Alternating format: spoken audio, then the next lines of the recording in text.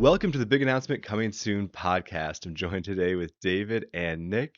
Mike is out for the week, but he'll be back eventually. Gentlemen, how are you today? Good. I'm really good. Yeah, good. Thanks. Hope Mike gets better soon. But thanks for being in the hot seat, Jeff. Oh, yeah. Watched a little bit of a lot of the congressional hearings yesterday. I want to mention one thing. We'll come back around to this later, but want to jump to NFT news with Nick. Yeah, cool. So we have a pretty big week in the Punk 6529 meme season one. It's kind of a grand finale, so to speak. Earlier in the week, he announced that the final two collaborations are none other than Rick Ostenberg. I'm probably butchering that name, so jump in, David, or anyone else who Osterbrock. Osterberg. Um, that's happening tonight, so we're gonna wrap this up quick, or we'll mint live on the podcast, and it's massive because he's famous on not only super rare, but he killed it with one of the rare pepes recently in the last season. Um, it's very exciting to see the fact that like just since the last time we've had this podcast, 6529's partnered none other with Rob Ness, which was the trash art debate, and Tommy Wilson, which is a former professional baseball player, more recently known for his QQ generative artwork. And then tonight, we have Rick, and then the big grand finale, which everyone is buzzing over, is X Copy. So, I mean, I don't think you could finish off with a better name in this space, given where we are in the bear market and point in time, with the focus on new art and one of ones. But Punk 6529 is rewarding meme card holders with an X copy piece. So stay tuned. We'll figure out just exactly what the requirements are for the airdrop, but it's massive news because again, X copy pieces like grifters, they have a floor of like 12 ETH, 13 ETH. So Two considering the fact, two yeah. questions. You said super rare is where this other guy was Hmm, famous, and X hmm. copy. Like, why are those two things a big deal? All right, so X copy, I mean, most notably known recently for Max Payne, his drop on OpenSea and Nifty Gateway that allowed everybody to kind of mint for I think 1 ETH.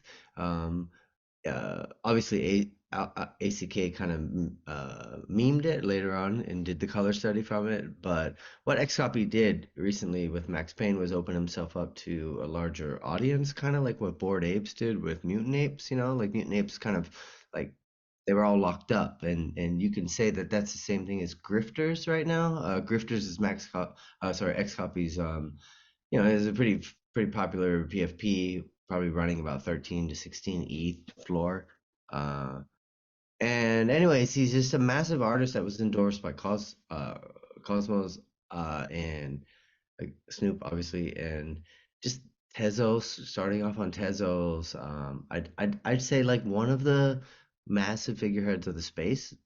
So to do a collaboration where you're giving it away for what is it, $80 for a mint for Punk 6529, like it's a massive uh win-win for everyone. So everyone's buzzing about it. I'm sure there's gonna be gas wars. Who knows what's gonna happen? But that's happening on Friday, and then tonight is Rick's drop in about 45 minutes.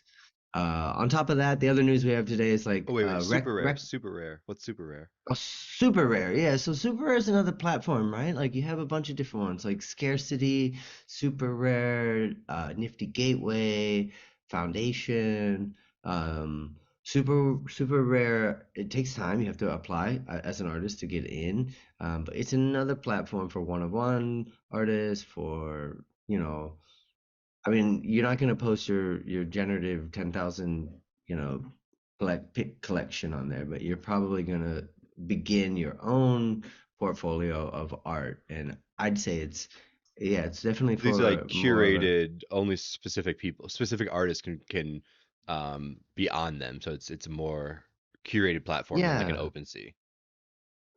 yeah, absolutely. It's a bit more selective, and I think yeah, you'll see people kind of post when they get accepted to it. So it's kind of a badge of honor as well. Yeah, it's another player in the space. It's just helping grow the industry, you know. But yeah, um, It's pretty cool. I it, mean, yeah, yeah, carry on. go ahead. No, sorry. Well, I know I was just gonna say, like, it reminds me a little bit of Masterworks, which I just found out about recently. Is it's a platform more kind of for the traditional space for art collecting, where you can essentially like buy into a piece of art or a collection of art from like up and coming artists or like older artists, whatever it is. Mm, And then yeah, it becomes kind of almost a speculative thing. And so it's like, yeah, the idea of wanting to trade in art, if you will. mm, Um, and then more importantly, what comes along with that is then learn to understand what is valuable about art and the underpinnings of it. Yeah, it's pretty cool. mm. And the Yeah, because conviction art of it value, all. there's opinion, but art value is what the market likes, and that seems to Right. get dictated by people in the market. So it's like it's learning a market, like learning altcoins, separate from I want to collect this because I like it. But Well, I like, yeah, it, what I love about an NFT, sorry, is that yeah, crypto Twitter has tried to like do NFT projects and invest in NFT projects and what. I mean, largely they've failed because there's a whole different sphere of crypto people who are in NFTs and they have their own culture and reasons for being there. It's almost like anyone who kind of came in from the just money making side hasn't really, mm, I don't think, adapted very well to that because perhaps because of this Hmm. aspect of not having the cultural like belief, if you will. mm, Yeah, one of the other things Nick and I do, we just started hosting a spaces with another person, Tasita, who she what's the word gets a big list of all this every day of all the manifold mm. drops, and Yeah, and the yeah, whole point is art for art's sake, not yeah. not looking for the next Like, flip or anything, just buying stuff that's very affordable. And if it blows up, cool, but mm, that's not the point. It's we're all yeah. here to do cool creative things. This is a massive segue, but I want to piggyback off of that because we touched briefly on it on the spaces with, like you said, like on Sunday, but like we talked about like the meme last week about the tough times and tough, tough memes, good times, all that stuff. But I do think that like what you're seeing now in the bear market not only is like a resurgence in like independent artists, but curators. There's places like Cyber, um, and obviously, even OpenSea's new features. They allow you to be a curator, so to speak. And I think you're seeing a lot of people collect for the sake of collecting because they are happy that the community members that they're collecting from are showing up every day. I mean, like Hmm. that's why Rec Guy hit 1 ETH, I mean, these people are still making it through the bear market. It's basically a bear market pop. Um, the other thing I was going to touch on is that there's a resurgence in 2021 blue chips. You're seeing the seals kind of take off again. Mutants are keeping kind of keeping up.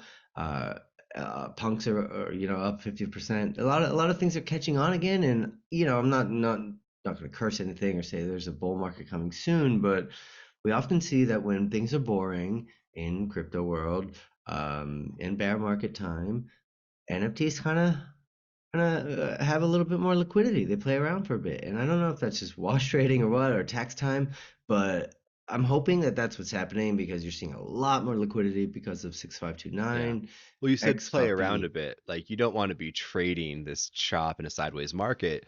You might as well play with pictures and trade those and get in the culture and chat with some people because anybody Yeah, sensible knows you don't want to trade any. I mean, maybe you're buying long-term bags, but like we got a FOMC. Is it going up or down? Everybody's sure it yeah. is. And I think like what's funny is having been through bear market Slack channels and Discord channels and all that stuff before, I bet you the NFT market, the NFT like Slack channels or whatever Discord channels around their product there, the it's much more we're in this club together doing this thing rather than Mm, why is Hmm. my coin dumping? What's going on? Like when you're investing in a project, you're like, yeah, I believe in this project, and usually it's way more complicated than I could possibly understand, but let's yeah. hope it works. And it's got a I long-term mean, roadmap. It's kind of like the Cardano announcements that are always coming. this big announcement, right? But I mean, it is what it is, though, because I've been rubbed more on NFTs than I have with centralized exchanges. Let's put it that way. But I do think that there's a merit in the self custody aspect of it, and when that gets sorted, And when people understand the value of self custody and how NFTs not only have the innovation but the ability to have like super user friendly self custody, then you know we'll see growth, we'll see liquidity. But in the meantime, it's been fun. I personally love seeing the fact that good art is coming out of the bear market, and like Jeff mentioned earlier, like we have taken part in some open edition spaces. We have a couple open editions ourselves out, and just massively appreciative of the people who are minting during a bear market, like all you chads who are buying two, three, four, five NFTs, like in the barest of bears. Well done, and I think that's what's cool about it is like not only are people still showing up, but they're still actively participating to help each Mhm. other progress in Web3. Well, and one thing about the prices these days, when we were buying art when ETH was 4,000 and people were happy to charge zero point 0.1 because we were all going to be super rich and we were all were at the time. Now Yeah. I'm happy, spending 0.001, 0.005. Um, there's a lot of smaller things where you're not making a big investment and you can support people without saying, this is 80 or $200.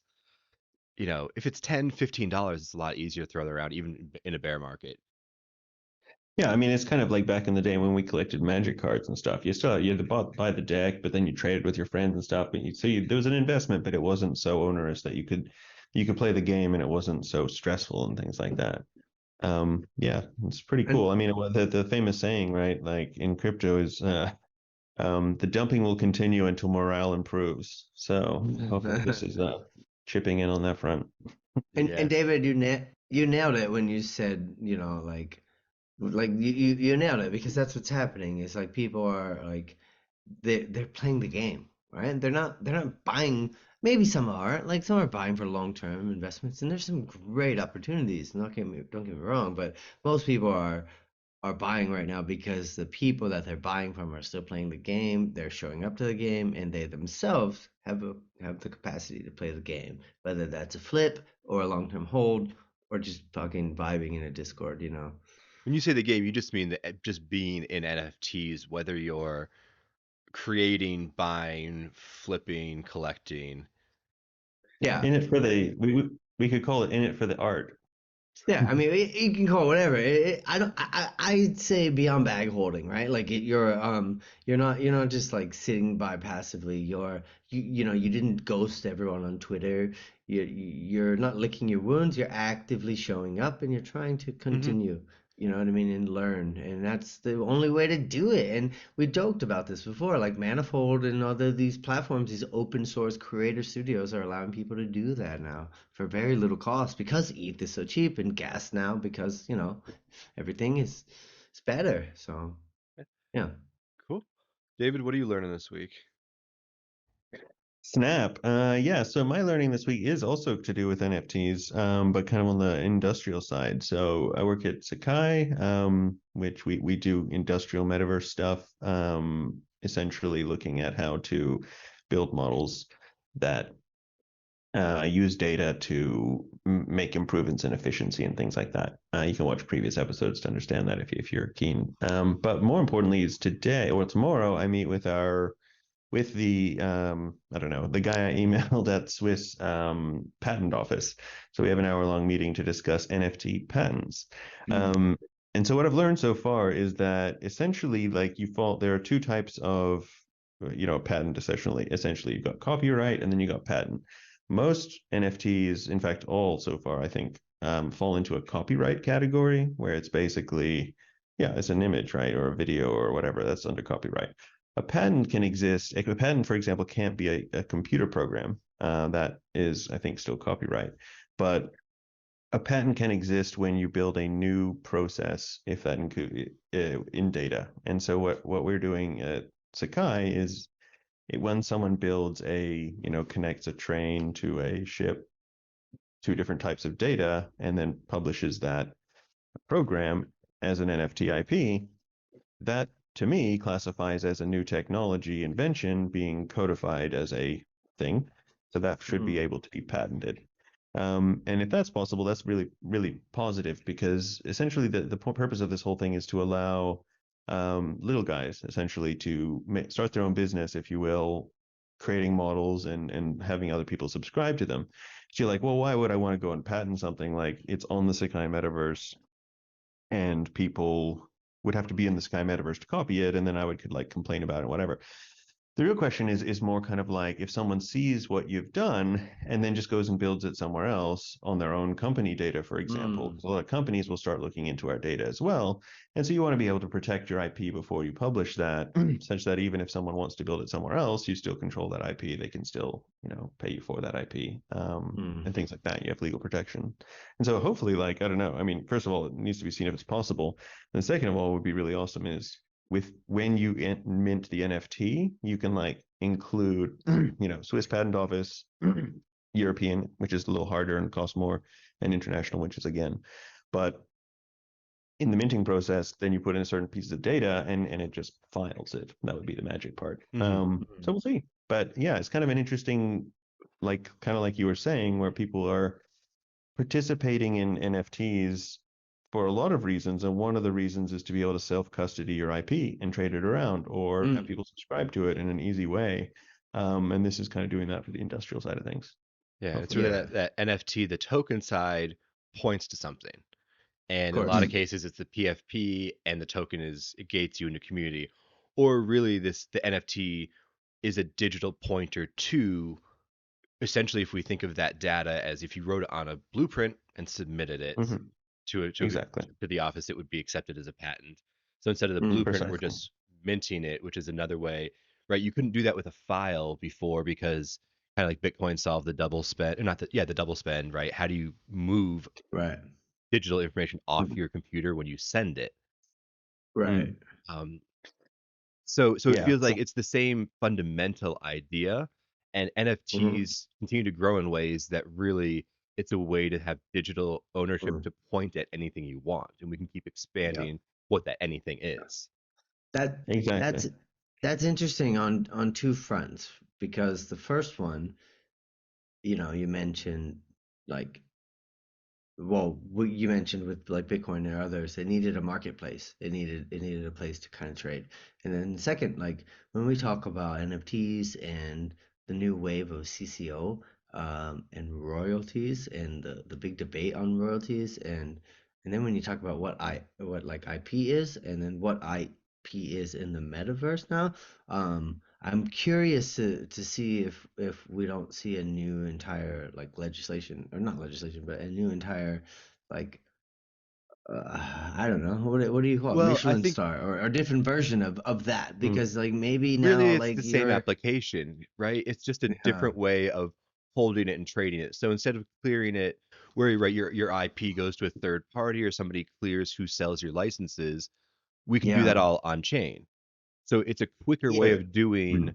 the same thing. We have more access to it, better ways of sharing the data, but essentially it's taking Ag- out all those middlemen and middle steps and well, that's my point, right? And I just don't know if the patent industry is going to be part of that, or if we end up doing, and then when I mean we, I mean the whole Web3 movement, if the NFT, industry and decides to create their own credentials. Because what is the patent industry except for a bunch of people who agree on something? I mean, it's no different than WASC. governments with guns who can enforce tax law on things and put you in jail. That's the biggest Yeah, difference. yeah, but if we, And in our case, allow us or builders on our platform who are the little guy to hmm. sue large corporations, for example, if they copy their IP. Hmm. All right, interesting. But I still think like don't look beyond the fact that maybe you'll see a rise in a new form of centralizing or decentralizing IP in a marketplace that would allow more people to kind of claim ownership Oh, with for with sure. while circumventing the patent industry, right? Oh, but Well, I, here's I, I yeah, would here's argue that you could have more people claim ownership in the way that if you wanted to take current patents from the 1970s, you could mm, make an NFT of them, sell 10,000 copies, and sell the Well, proceeds from that patent that already mm, exists. So as you have new things, right, the NFT, like we're saying, with Sakai, gives you quick ways to pass the data on and get paid for that also instantly without having a third party. But the idea of a patent, kind of like the Howie thing, the idea of a security, you want to protect your ideas and get paid for them. And here's NFTs will the enforce that idea too. Right. Yeah, exactly. An NFT is kind of just like, oh, look, this was the original, but like there's no kind of legal, oh, you can't copy my NFT necessarily. There is copyright law, but like essentially you could copy it and change it or whatever. But more important than that, I mean, kind of along these lines, if we want to take it even more abstractly, the way that the platform would work is that let's say you minted your NFT or your IP for, I don't know, like a railway system, and then in one country and then several countries. And then someone from the shipping in those countries has the other set of those IP that could work well with it. And instead of buying from each other, what you choose to do is then mint a new IP, a new NFT that represents either both sets of data that can then be used, and it's a way of kind of like merging companies. Or Yeah. specifically, you build a new model that uses the underlying model, which is using underlying data for the IP. And so what's happening in that circumstance is that each layer continues to get royalties back from the Nice. new IP, but the new IP is very complex because it's like, okay, instead of just matching ships with boats, it's matching ships with boats um, combined with satellite data on grain movements. I don't know what it is like, but something really much more federated where a bigger company will be like, yeah, I have no problem paying like these several sets of royalties Yeah. because it's Hmm. so useful, because it's so abstract. But that's the question then becomes like, what are the current rules for that? And how do you build it in such that if you mention an NFT IP on our platform, you automatically allow other people to use it Mm. because if you don't, then people are going to start building on it and then they can't publish their NFTs. And so Yeah. there's this huge amount of Yeah. higherarchy. But so I absolutely agree. It's going to need to be sorted out way more than it is currently because there's a Well, whole and bunch of But different. the code there does before, right? You would form like another limited partnership company. You could take two companies, you put your IP into that one, and then the revenue. So they've been Mhm, doing ideas like this in the past, but this can mhm. happen with click, and even without the original permission of I want to use your data, and as soon as I integrate it, part of my payment stream automatically goes to you, whether we form an agreement or not. It's that Exactly. enforced by Yeah. code part, which again, I Precisely, yeah. quick And stuff. well, it's like living patents, essentially. The patents, instead of being put into the end drawings, they're actually like, here's the actual data process that's occurring right now. You can subscribe to it rather right. than just be like, oh, I could build that and pay this guy money. I can just use his Hmm. and continue to Yeah. pay. I well, I mean, Make it quicker.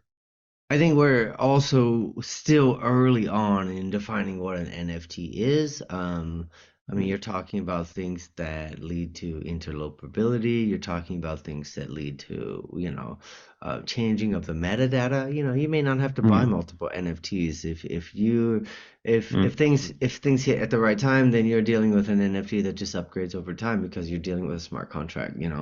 Precisely, yeah. For this process, we would have to use ERC 1155 because you need to be able to change the metadata. You can't be like reminting everybody's NFTs once a change Hmm. happens in the code. Well, Yeah, and that's a right. different thing to think about is sorry, and that's a different thing to think about that you want a mutable NFT. You actually want to Mhm. be able to change, whereas Exactly right. Hmm. It Yeah. needs to be basically changeable because essentially when you subscribe to someone's NFT, you're also subscribing to the idea that they're probably going to update that product over time. Hmm. um, and keep it up to date. And so you also have to do kind of a circumstance where you can rent that that what's good about the Sekai platform is that the IP and NFT rest on the platform. And so like let's say a developer just was like, you know what, screw it, I'm decided to become a dancer and just leaves their product, you still have access to it because it's on the platform, and then someone else can step in to do work on that. It's not like that one-to-one developer where your developer disappears and suddenly, oh, whoa, he's got all my whatever it is. So there's kind of Hmm. elements of that are helpful. Yeah. it's Yeah, really for sure. yeah, a lot of different ways of taking like work that we already do, a lot of different ways of now connecting people and then continuing that. Absolutely. Exactly. Absolutely. Yeah, for sure. So the government hearings yesterday, um, Creepy jo- dough. creepy dough. Creepy dough. Oh, I wonder, did he give a raise to the intern who wrote that? Did he write it himself? Because Creepy dough. that Creepy dough. congressperson looked so proud of themselves when they dropped that line. They dropped it twice. Creepy dough. Yeah. Right? John Ray didn't hear them the first time, so he repeated Creepy Dough just to make sure we all heard what a great comedian he was. Creepy dough. Yeah, it's going to be a Halloween candy for sure. Some sort of donut, please. Creepy donuts. Too Creepy dough. Um, bad it's Halloween overall, already passed, but we can wait. I Trademark it. watched most of it yesterday. I will say Maxine Waters looked exhausted and pissed off, and I know it's one of her close friends' daughters who works at FTX2, and she's been a big supporter of Sam, so she's doing her job. She's up there running the hearing, and looked livid the whole time. Ed Perlmutter out of the 7th in Colorado.